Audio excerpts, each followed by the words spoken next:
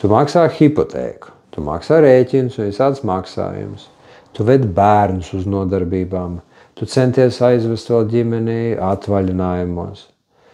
Un tu dari vēl visādas citas mazas lietiņas, lai viņa būtu laimīga.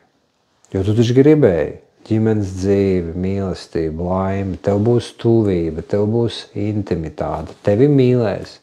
Viss būs forši, tā tu cerēji. Un tavā prātā tās jūsu partneru attiecības bija kā tāds kontrakts, vai ne? Un tu visi šīs lietas dari, un priekš tevīm tu savas lietas izdari. Un kāpēc tu nedabū to, ko tu gribi? Kāpēc ir atraidījums, tevi nenovērtē? Tu centies un dari, cik vien vari, bet tevi, liekas, nenovērtē vēl vairāk, par spīti tam visam. Nu, un ir jau pagājis labs laiks, kopš vispār kaut kas ir noticis starp jums. Vienīgais tevs veids, kā tu dabū kaut kādu tuvību, ir internetā. Tāds, var teikt, surogāts, vai ne, tam visam, bet, vismaz kaut kas.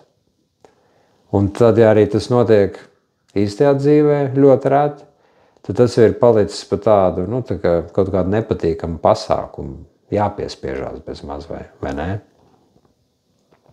Un tu pašam nemanot, esi nolaidis sevi. Tu vienkārši ļāvis sev nolaisties, un arī citos dzīves aspektos. Tu esi tā ieslīdis rutīnā. Tu varbūt pat vairs nepērc normālas drēbes, nekop sevi, jo it kā priekš kam, vai ne? Un tad visa tava vīrišķība, burtiski, laikam ejot, ir tā nemanāmi degradējusies. Un tu pats sev vairs necieni. Cieņa. Kas tas vispār ir, vai ne? Liekas, ka pat šie koncepti ir zaudējuši to vispār to jēgu, to būtību, jo visa tā ikdiena, viss tas nemitīgais skrējiens, lai tikai samaksātu rēķinus un visiem viss būtu, viss tas tev ir tā ierāvis sevī, ka tev ir totāli pazudusi vispār perspektīva. Nu, kā to var mainīt? Ko tur vispār var darīt? Redzi, visam pamatā ir iekšā tevī ir kaut kas ir tas sākotnējais bloks, tas emocionālais bloks, tas sajūta. Un ja tu tagad domā, par ko es te runāju, kādas sajūtas, kādi bloki, tad ļauj man tev paskaidrot sīkāk. Iedomājies, kad tu mēģini kaut ko izdarīt. Vai tev ir kaut kāda apņemšanās, kaut kāds projektiņš, vienalga kas, tev tagad kaut kas ir jādara, ja? Būtībā pamatā iekšā tev var būt divu veidu stāvokļi tajā brīdī. Vai tu esi ļoti motivēts, tu to vēlies darīt, tev ir deg uguns. Vai arī kaut kas ir tevī, kas to nevēlas. Tu it kā gribi ar prātu, bet tavā ķermenī kaut kas pretojas. Un tad tu prokrastinē, izdomā kaut ko citu tā vietā, vai ne? 100 citas lietas parādās, lai tikai nedarītu to lietu, kas ir jādara, vai ne? Nu redzi, tagad paskaties pats, tas viss notiek tevi iekšā.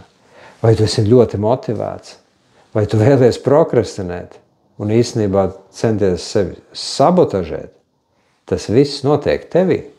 Tas ir sajūtu un emociju līmenī.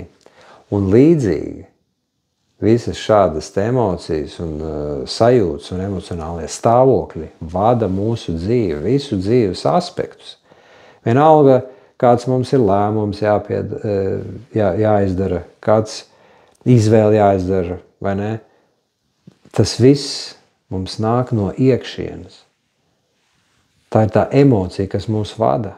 Un bieži vien mēs pieņemam lēmumus, kas ir pat pret mūsu gribu un skaidro saprātu. Ja mēs esam īpašā kaut kādā tādā apsēstības stāvoklī vai kādā kaislē vai dusmās, tādās spēcīgās emocijās. Un tās arī ir iekšējas emocijas, kas to visu liek tev darīt, principā.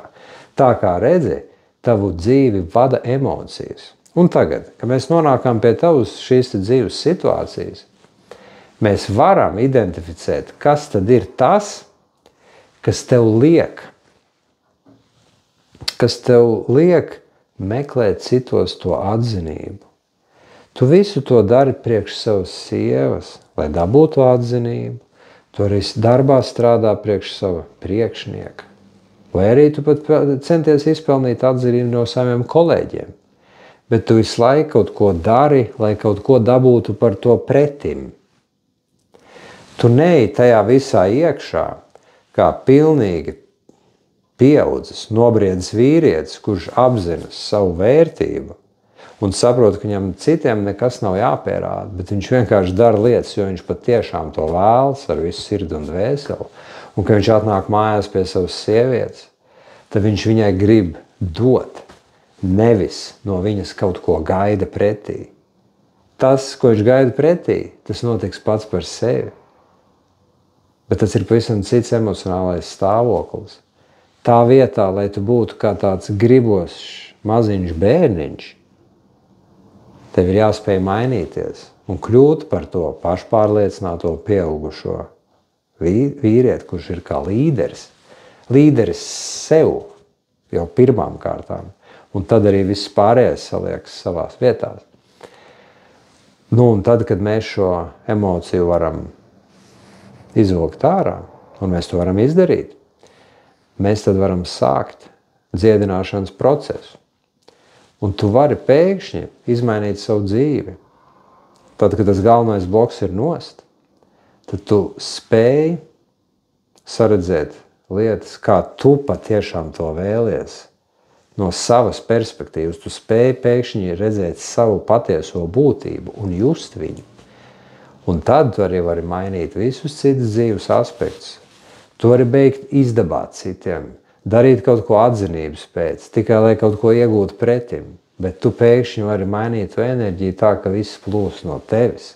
Un tu dod, jo tevī viss ir pār pārēm. Un tad visa pasaule tev dod atpakaļ vienkārši. Tas ir pats par sevi, tas ir saprotams. Bez jebkādām ekspektācijām. Un tā ir kolosāla dzīve. Un tas ir iespējams. Tā kā nāc uz izaugsmesterapija.com, izvēlies brīvo konsultāciju ar maniem. Un es tev parādīšu, kā tas viss var notikt. Un strādāsim kopā.